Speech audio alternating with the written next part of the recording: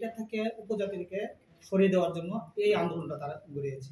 Original তারা যদি এটা চাইতো তাহলে 5 বছর আগে এটা দাবি করতে পারতো, কিন্তু তারা এটা অতদিন করেনি।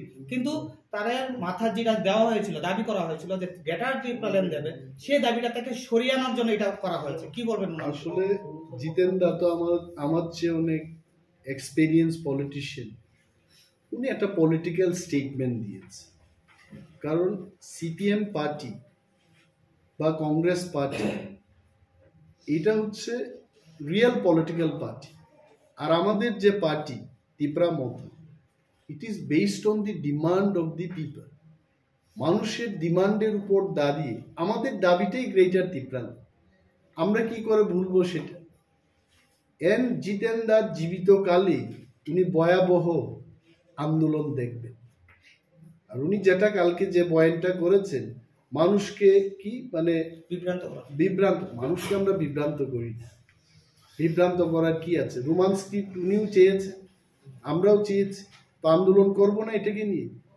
তার মানে আমাদের কি সকাল বিকাল শুধু গ্রেটার তিপ্রাল্যান্ড কি নিয়েই থাকতে হবে? Greater Tipraland is non compromising demand for Tipra Motha. তিপ্রামথার হারটাই তো হচ্ছে গ্রেটার তিপ্রাল্যান্ড। যেদিন গ্রেটার তিপ্রাল্যান্ড শেষ সেদিন তিপ্রামথা থাকবে না। We cannot compromise on them. আমরা কবেই মন্ত্রী হয়ে যেতে পারতাম। We have been invited without any demand, please come and become minister. We are not compromising. জিতেন দা যেটা বলেছেন উনি, কারণ এত বছর রাজনীতি করার পর এখন টিপ্রাসাদের সম্পর্কে উনি কি বলবেন? উনিও মন্ত্রী ছিলেন 15 বছর, আমি তো কোনোদিন মন্ত্রীও ছিলাম না, উনি সাংসদ ছিলেন। তখন কিন্তু রোমান্স স্ক্রিপ্টটা ওনারা করে যেতে পারতেন, কিন্তু করেননি। মাংসও ছিল, মশলাও ছিল, কড়াইটা বসিয়ে রান্না করতে পারতো, কিন্তু করেননি। এখন যখন সুযোগটা চলে গেছে উনিও বলছেন যে এই মাংসটা রান্না করা হোক। সে যাই হোক, আমি সেদিকে যাব না।